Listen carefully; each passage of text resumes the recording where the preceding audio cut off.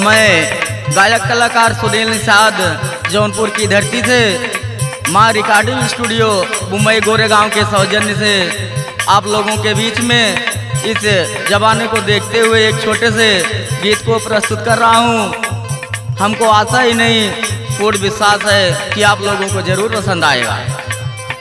हाँ मास्टर।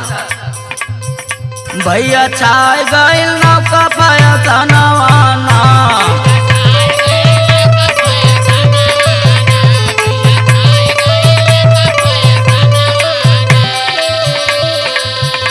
भैया छाय गइल नौका पाया तनवाना,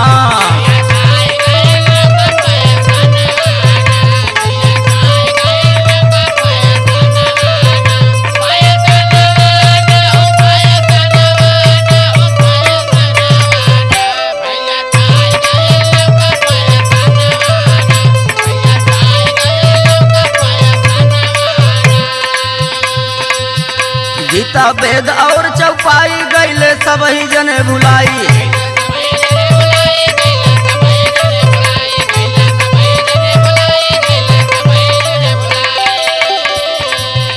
गीता वेद और चौपाई गईले सब ही जने भुलाई। घर घर गूंज रहा है फिल्मी तरनवाना,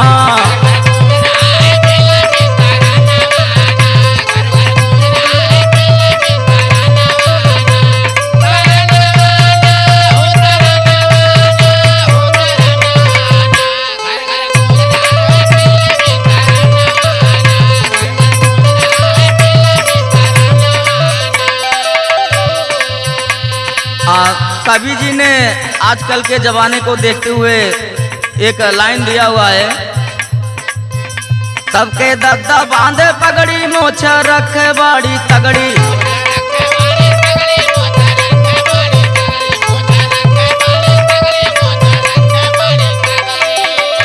सबके दद्दा बांधे पगड़ी, मोछ रखे बड़ी तगड़ी। मोछा मुंडा भैले अब के बेटा नवाना,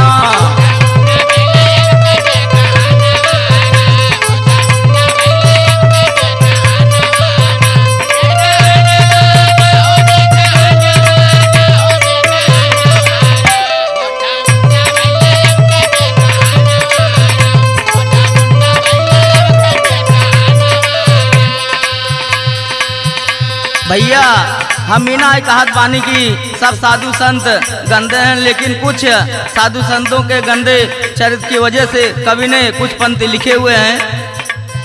सबके संत रहे हितकारी, रख ले दसवा के समारी,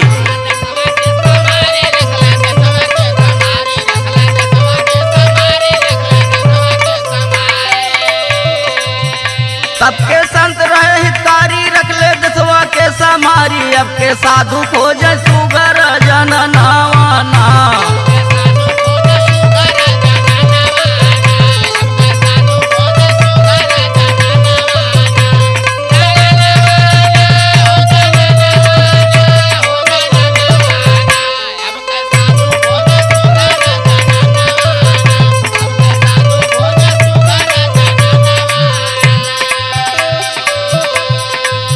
हम ही ना कहतवानी भैया कि हर नेता और अधिकारी भ्रष्ट हुए, लेकिन कुछ नेता भ्रष्ट होने के वजह से कवि ने एक पंक्ति लिखा है।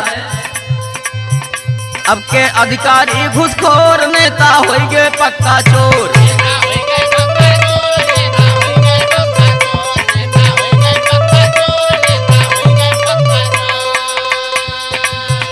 अब के अधिकारी घुसखोर, नेता होइगे पक्का चोर। दसवा लूट रहे हिल मिल के बेईमानवाना,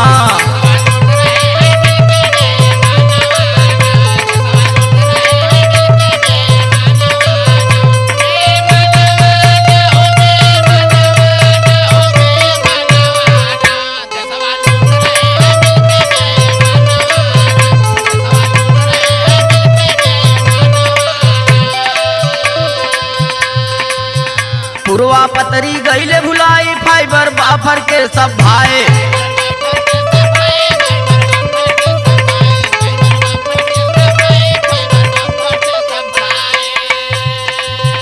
पुरवा पतरी गईले भुलाए, फाइबर बाफर के सब भाई जूता पहन के बनावे सब भोजनवाना।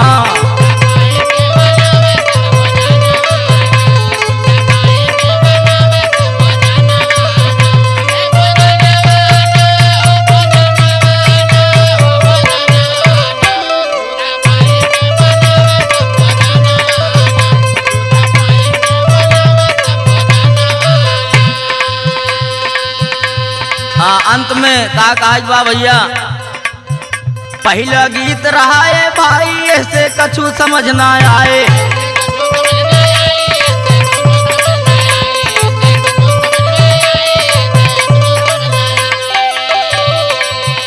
पहला गीत रहा है भाई ऐसे कछु समझ ना आई, बचवा तो हर बाटे या बहिना धनवाना।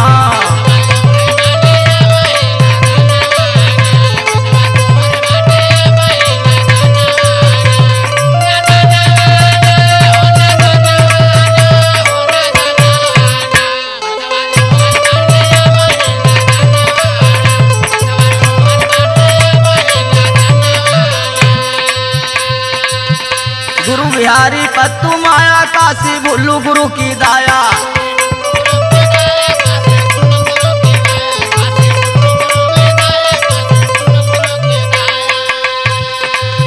गुरु बिहारी पत्तू की माया काशी भुल्लू गुरु की दाया। सुनील कल्पनाथ के पूजे ला चरनियाना।